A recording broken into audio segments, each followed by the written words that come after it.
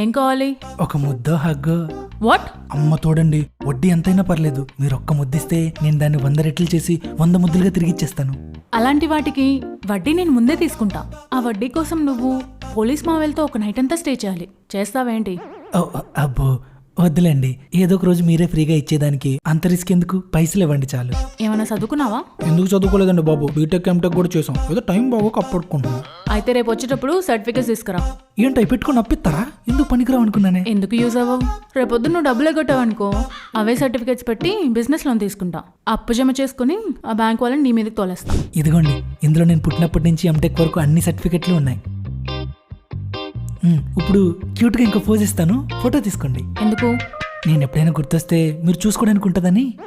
అవన్నీ అవ్వలే కానీ డబ్బులు సెండ్ చేసా, చూసుకో. సరే వచ్చాయి, నేను మిమ్మల్ని రేపు కలుస్తాను. ఎందుకు? తెలుసుకుంటావులే.